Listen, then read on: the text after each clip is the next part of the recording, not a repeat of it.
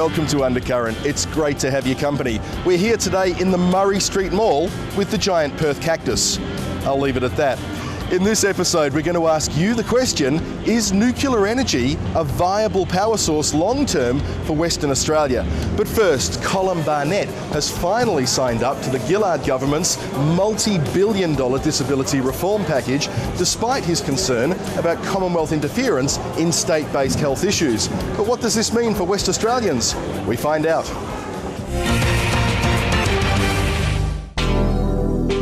Today, I'm in a position to announce that I have entered a health reform agreement with every state and territory in the nation. What this new agreement means, put simply, is more money, more beds, more services, more local control, greater accountability, less waste and less waiting times around the nation. Recently, WA became the last state to join to the federal government health reform plan. Would you like to comment on this plan? Well, the National Health Reform Agenda is a very important initiative by the Gillard Labor government.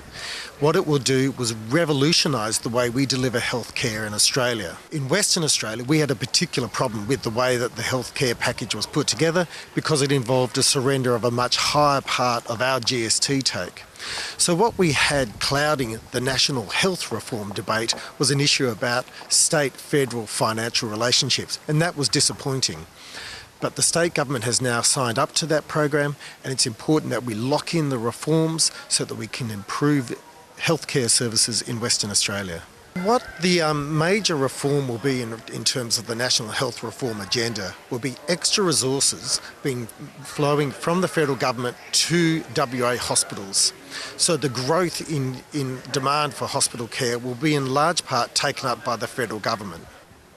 I think it was important that we joined that plan because to be separated out as we were was never a good idea.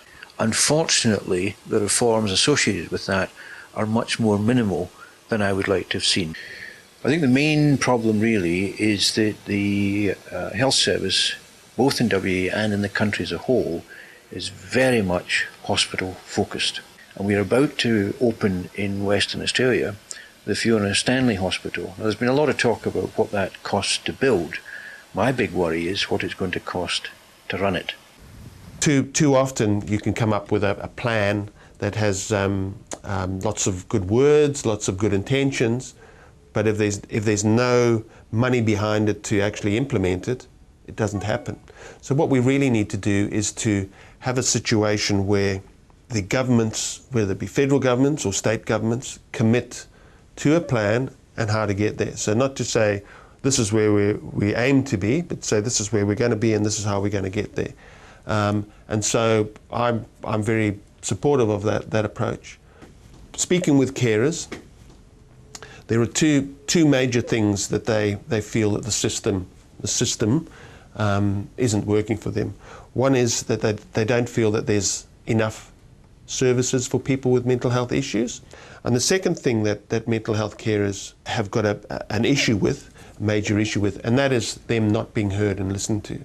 The percentage of the budget for physical health compared to the need is much higher than for mental health compared to the needs. There needs to be much more control or influence by the citizens, the people of this country, in what sort of health service we get. At the moment, the control is exercised far too much by the medical associations. They have a big say in the way that the health dollar is spent. If you look at it from the point of view of citizens, how often do each of us go to hospital? Not often. How often do we use community services and the GP? Quite a lot. We need much more investment in these areas, a real radical shift in terms of what's happening at that level. And what we're doing is pouring more and more money into the hospitals. What we can now look forward to is some of those important health reform packages starting to impact on Western Australia. We'll see extra resources for WA hospitals, we'll see better joined up services between our primary healthcare area and our hospital system. So what I look forward to in Western Australia is more resources, better healthcare.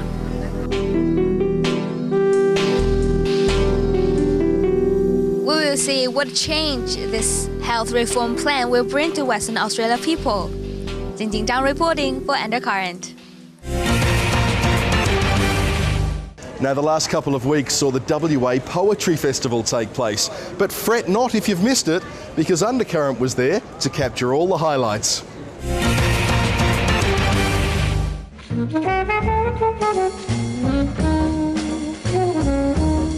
Very often, poetry is the forgotten sibling of the arts. As part of Western Australia's Poetry Week, some of Perth's most talented poets got together to show exactly why this art has survived for more than 3,000 years. When you're doing poetry and poetry and performance, it's just you, maybe you and a microphone, and there's nothing between you and the audience. And somehow you have to pull an audience, you have to get their attention, you have to hold their attention, and then you have to tell them something worthwhile. I think poetry for me is like breathing. It's just part of life, and it's a way of expressing just how powerful and important speech is. The possibility of putting something into words that people haven't been able to put into words for themselves yet, as some sort of ephemeral feeling that they couldn't quite pin down, and then if you can pin it down for them, then that's a very powerful thing to be able to do. I like to gamble with opening gambits. It separates clever from mostly inanimate. I'd just arrived, you were travelling in transit, and somehow we managed to tangle our ambits, slamming our drams in the land of the Andes and rambling of how we were fans of the ambience, downing the amber until we were hammered, and then I was ambling into an ambulance. A group of us got together, so many years ago, and we ran an exhibition called Poets 3, and then after that it became Poets 4 or Poets 7 or Poets 5 or whatever, and as a consequence that led to places like this. I think this is a lovely atmosphere, and I feel quite inspired by the response. I find the Perth audience isn't like the usual literary audience in England, which is a bit uptight, you know, they all behave as though they're in church, but not here. It's quite rumbustious, quite cheerful, and even loud and noisy, and I rather like that. It sort of makes you feel that you're connecting. I think we face a real struggle in trying to convince people that poetry can be entertaining and can be relevant, because you have to admit there's a lot of really bad poetry and a lot of bad poets. So if people see that, they think that's what the standard of poetry is, and it can be a real shocking realisation when they suddenly see a poet who's actually really good, or who is entertaining, or who can reach out to them. What do you think could be done for the youth of today in exposing them to poetry? Okay, number one, more readings in outdoor spaces and public spaces. I mean, this where we are today is a public space, it's a cafe, everybody feels welcome to come in. More publicity for poetry as well. So it's great to be able to be interviewed on TV as well, because like poets need to come out of their boxes and not be afraid to say, hey, look what we're doing, this is a valid contribution, it's a useful contribution. There are a lot more people trying it, which I think is a good thing. You know, I like it, and I think it should become more, widespread, even though poetry is a very minor art compared with all the others. People tend to get depressed or get disheartened if they write a few things and they don't feel like they've written anything great. There's a nice analogy that the poet Grant Caldwell had, where he's said, you know, maybe these 50 poems that you write are all just mulch for the one flower that will grow out of it, which might be the 51st. What would be your advice to any aspiring poets? Come along here, undoubtedly, and meet and talk and be brave and speak out.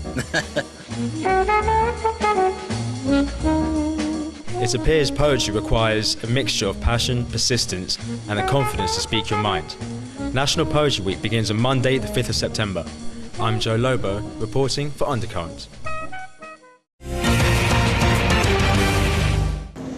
Now, another concern going forward is the future of Western Australia's energy consumption. Rio Tinto recently came out and said that we should consider nuclear energy. Is it really worth thinking about twice? We took to the streets to find out what you think.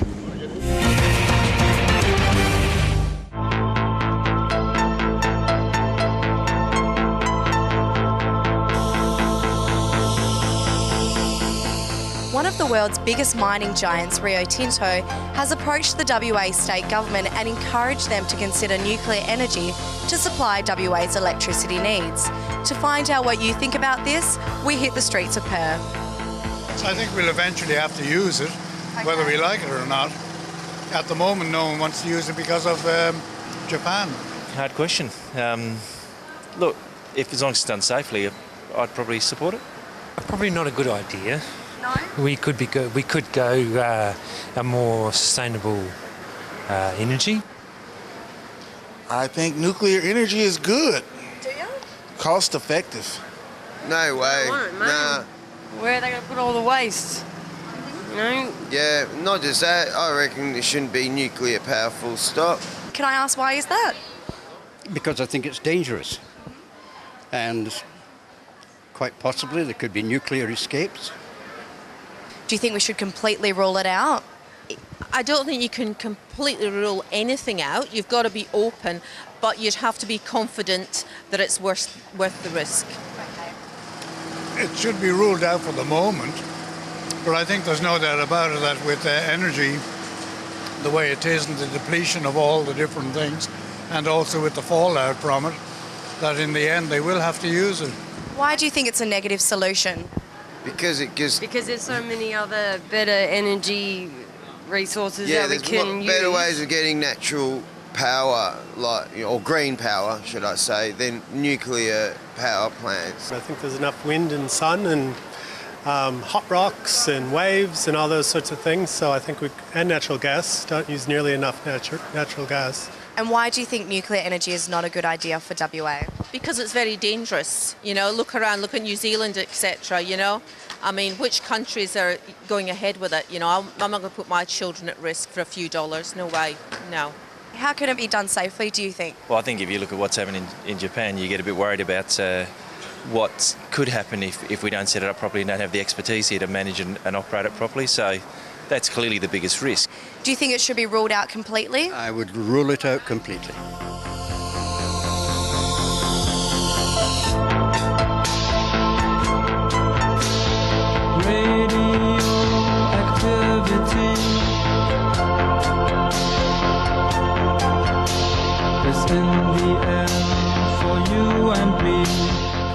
While most people are against the idea of nuclear energy, there are still a large number of people open to the idea. I'm Sarah Miller reporting for Undercurrent. Time to go and get yourself a cup of coffee. We'll be right back after these messages.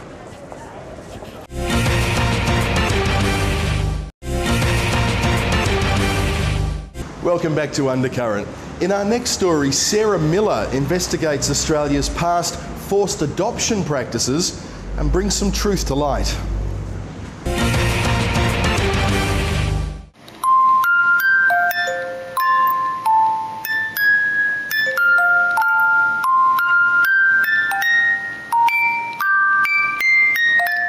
When I was 17, I got pregnant and I just didn't know any single parents. And in those days, you couldn't just get an abortion. And there wasn't, it was either get married or kill myself or have it adopted. There didn't seem to be that other choice. Helen's story is just one of thousands of Australian mothers forced to give up their babies in the 1940s to the 1980s due to government legislation.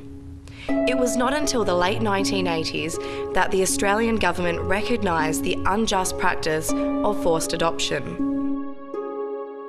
There was a disapproval of unmarried mothers, and there was a presumption that, and very strong pressure put on mothers, single mothers, with the saying, you know, a lot of people said to them, well, you know, a family can look after a mother and a father can look after the child better, and it's in the child's best interests, it's in your best interests. The powers that be, including government, more or less sanctioned the taking of children from very vulnerable, many of them young women, because there was a sense that that was in the best interests of the child. All of the states of Australia seem to have been involved in some way or another in terms of these practices.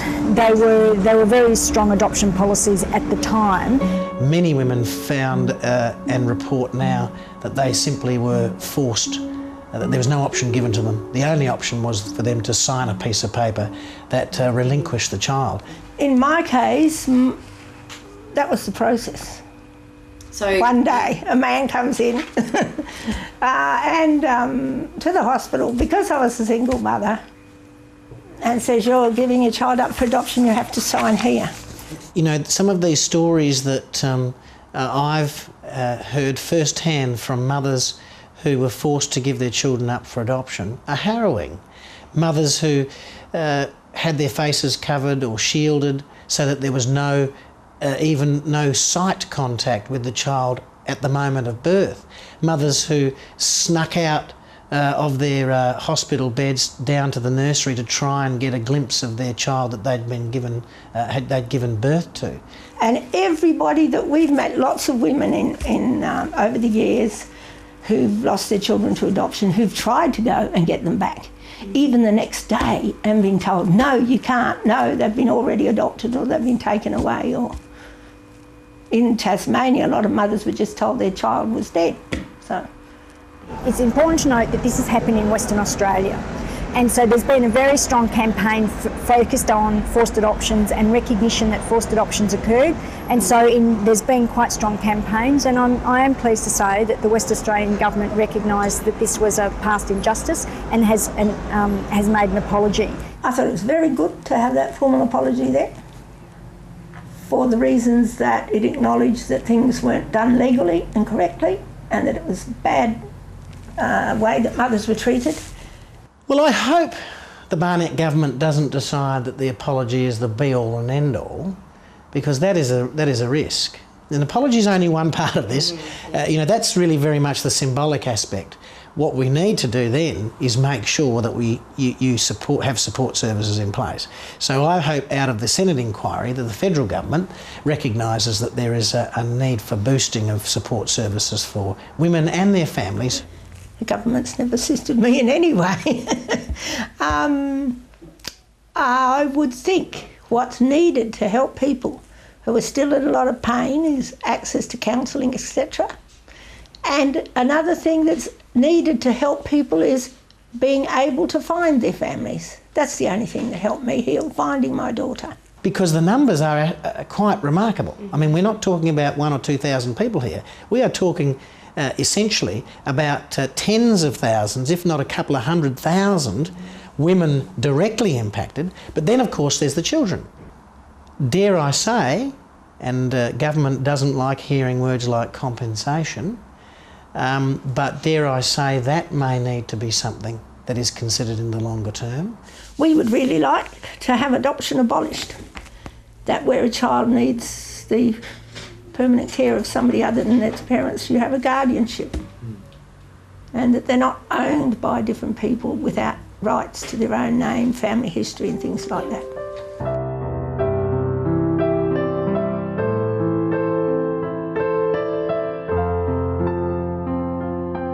Unfortunately, there is still no indication of a national apology or compensation for these mothers.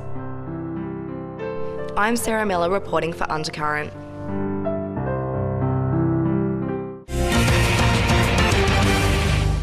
Now, the Real Estate Institute of Western Australia has recently come out and said they think that Perth's property sales should be better policed in light of the recent scams where properties were sold without the owner's knowledge. Undercurrent interviewed Chief Executive of REWA, Anne Arnold, to find out more. Now,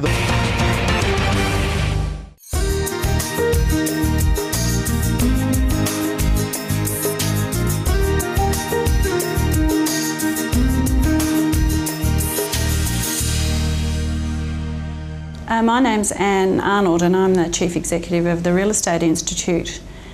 And I'm talking today about what I imagine most of you would have already heard about, and that's the property scam which has taken place in Perth now twice in the last 9 months.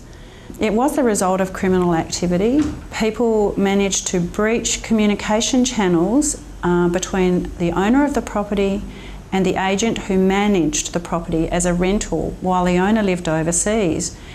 It wasn't a straightforward thing, it wasn't an easy thing to do, and indeed without the criminal activity it could never have happened.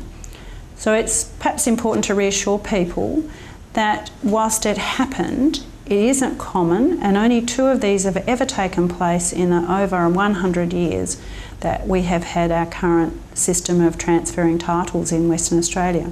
What we've encouraged our agents to do is to take extra precautions when they're listing a property, particularly if they receive the instruction to sell the property from overseas. So we've asked them to agree with their owners 3 questions and 3 answers that only they can know, and these are kept on the file and checked with the person who makes the phone call to ascertain whether they really are the owner of the property. It is really important that government and industry acts together to make sure that the hurdles that these criminals have to jump in order to do this again are much higher next time. So what we're all doing is reviewing the system, and this includes how properties are sold, how they're settled, and how their titles are registered at Landgate. And I'm working with the Commissioner for Consumer Protection and the CEO of Landgate and the CEO of the Institute of Conveyances to make sure that we don't have to experience this again in Western Australia and have people so worried about their personal property. One of the important things that I think that consumers need to start thinking about is that it may no longer be as simple as ringing up your agent and saying, I want to sell my house. You may have to go to his office and just prove that you are who you say you are. So I think it's important that there is cooperation from the public in assisting agents and settlement agents and the government to overcome these criminals who make lives miserable for Australians and ensure that this never happens again in Western Australia.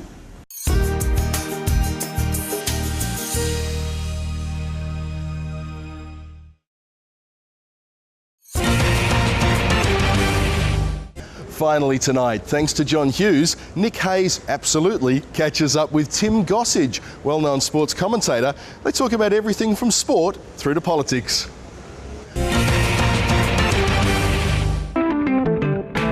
Is it true this program was brought to you by WA's most trusted car dealer, John Hughes? Absolutely.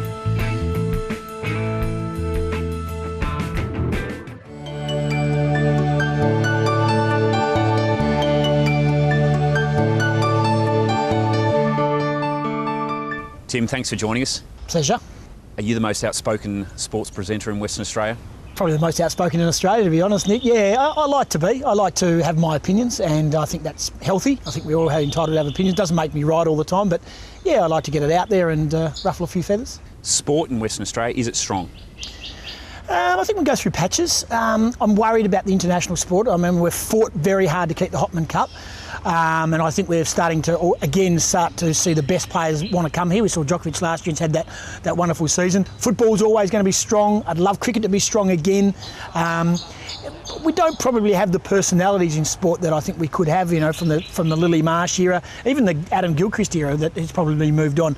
I'd like to think we can have a few sporting heroes again that the fans can follow. And but overall, Perth is sport, WA is sport. It's very important. Do you think that the Eagles and the Dockers take too much oxygen from the other sports? No, I don't. I think you cater for your masses. Yeah. I think TV ratings are an indication. Everyone's talking about it. I think we see it in the print, we see it on radio. I think footy commands probably 85% of the sporting community during the footy season, and I think the Eagles and Dockers, again, you cater for your masses. But then I think in the off-season, it's funny because a lot of people say, oh, what's the off-season coming up? You can all rest, but you've actually got to fill that 11 and a half minutes with Western Force, Wildcats, Perth Glory, Warriors, and everything else, and even Surf Club and Surf Lifesaving and you know, other sports as well. So it's funny, when they're not there, the Eagles and Dockers, it gives everyone else another opportunity, but it actually makes more work for us. Do you think the West Australian public are biased, or are they one of the more passionate type supporters? I mean, you're very active in Twitter. You get a lot of comments on whether you're actually a supporter of the Eagles or the Dockers. What is it about West Australians and their followers? What is it about their passion? We're one-eyed. Yeah. One-eyed and a long way from civilisation. We're a bit of a backwater, I reckon. I mean, I love Perth. I'm the most parochial West Australian. But we do get lost in our own importance over here with our two teams. It's funny when people talk about, free-to-air. We've got to have free-to-air coverage of the footy and delayed telecast. Go and live in Melbourne and be a Bulldog supporter or a North Melbourne supporter. They very rarely get free-to-air coverage, and you have to have pay television to actually access your own team. We are spoilt rotten as a footy community here. I don't think the fans absolutely know what it's like to live on the East Coast and not have access to your footy team in free-to-air television. We are spoilt. Just getting back to Twitter, because you are quite vocal on it and you do give as good as you get. I give better than I give. I think I give a lot more than I get sometimes. I do get on the front foot. You do get on the front foot. What is it about that medium that excites you as a journalist? As a journalist, there's twofold. A lot of... I like Twitter because I can be myself, I can voice my opinion, and if you're watching, it's mostly tongue-in-cheek. Don't take it too seriously, just chill. But in regards to the industry, it presented us with almost every other media outlet and the way they're thinking as it happens. Tim, what do you love about Perth? That we're a long way away from the East Coast. I actually like it. I like the isolation. I don't like the drivers. We don't know how to merge. I love Perth. I love the people. I love the feeling that it's, again, a long way away from everyone else. I think we're a pretty classy place, to be honest, and I'm very lucky. And I've lived in Sydney, I've lived in Melbourne, but Perth's always going to be home regardless. And they don't pay us in corn chips in Perth either. A lot of people think, it's a backwater. And we've got decimal currency, we've got colour TV, we've got the internet apparently. Everyone thinks we are so far removed from the rest of the world, but I love it. Tim, we could probably go on for hours here, but we've got to wrap it up. You sure? Yeah. Can't we just take an ad break and I can keep going? Love to. Thanks, my pleasure, Nick.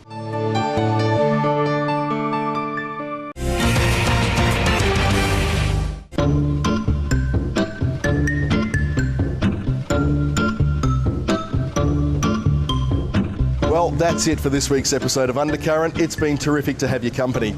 I'd like to say a big thank you to Christy Molliker for hosting last week's episode, and would like to see you outside of Undercurrent. Why don't you join us in the social media world? We'd love to see you on Twitter or on Facebook. That's it for this week. We'll catch you next time. I'm Jason Jordan. Good night.